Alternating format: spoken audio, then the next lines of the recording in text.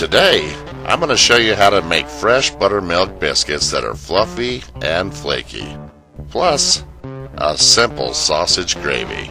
So stay tuned because this recipe's up next. We're going to start out this recipe with some all-purpose flour. We're going to add some baking powder and our salt. It's important to mix the dry ingredients together first. Then, using a pastry trick, we're going to grate a whole cube of cold butter right over the top. You can actually drop the butter in the flour and roll it around to keep it from melting and sticking to your fingers while you're grating. Then mix the butter into the dry ingredients with a wire whisk. Now add the buttermilk,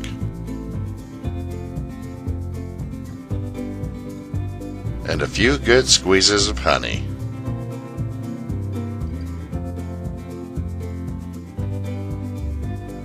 Now we want to mix the ingredients to combine them, not mix them smooth. We want to keep this lumpy.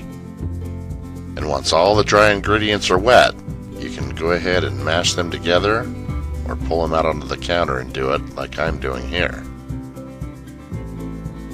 And all I'm going to do here is just give it some good squeeze and try to suck up all the dry ingredients that are left. Just press it together. Then you can begin to press it flat. And if you'll notice, it's a real sticky dough, and that's a good thing, because we want to take the first flap and fold it to the center here, and take the second side and do the same thing. So we're going to fold it into thirds. Press that flat. Now we can go to work with the roller. And it's going to be really mushy, so you don't have to press that hard. But we're going to fold it into thirds again. This is going to give us our layered effect when it bakes. And that butter is going to help it puff and get fluffy. At this point, we're going to need a clean countertop with a little bit of flour dusting. Rub that in real nice. Then add our dough back to it. And at this point, our dough has been folded twice into thirds. That gives us 6 layers. So as we press it out, roll it out, we only need to fold it in half now, giving us a grand total of 12 flaky layers. Now at this point, it's not going to be perfect, and it doesn't have to be either. But I do like to press it around a little bit on the sides, flatten it out, make it a little bit more uniform, because this is going to be the last time that I roll it out before we press the biscuits. And the thickness I'm going for is about 3/4 of an inch. You might like yours thinner than that, you might like yours thicker than that. That's going to be up to you. But just know that you'll have to adjust your baking time according to your thickness. And my time and temp is spot on to this 3/4 of an inch. Now check out this old biscuit punch. My grandfather made this, I believe, out of an old potted meat can and the handle to an old skillet lid. You want to just push through the dough, wiggle, no twist. Twisting can seal the dough on the sides and keep the layers from separating as the dough rises. So really, just a press, a wiggle, and lift out. Now I'm going old school on you guys today. How many of you still have this old cookware? We've had these in my family since I was a child. I'm adding a butter-flavored non-stick spray, and I'm adding the biscuits in a way where they're all touching. Now you can see I've got some leftover dough here. No big deal.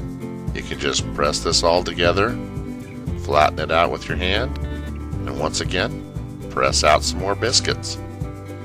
They really will turn out just as good as the first biscuits. So don't even sweat it. This recipe's given me 7 biscuits here left on the counter with some leftover dough. I'm about to put those other 7 in the oven, so potentially 15 to 16 biscuits per recipe here. Now we're going to go ahead and throw them in the oven on the middle rack, and we're going to bake at 425 degrees Fahrenheit for approximately 15 minutes. In the meantime, I'm going to cook down some breakfast sausage, and when I'm in a hurry, I use this powdered country gravy. It's only about 90 cents. Follow the directions here, but I cut the liquid amount, which is water, in half with milk. meaning instead of 2 cups of water, I use 1 cup milk, 1 cup water.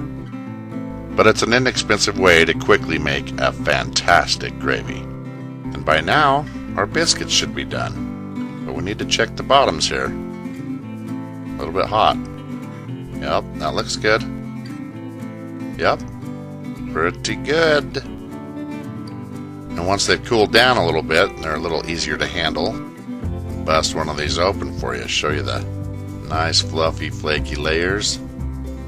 Spread some butter.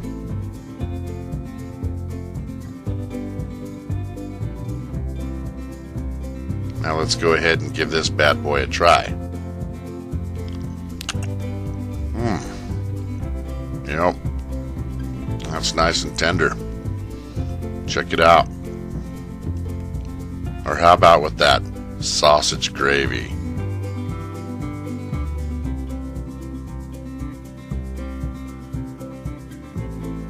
And there you have it. Buttermilk biscuits right here in the Poor Man's Gourmet kitchen. Thank you for watching, and be sure to stop by PoorMansGourmetKitchen.com for more recipes and exact ingredients.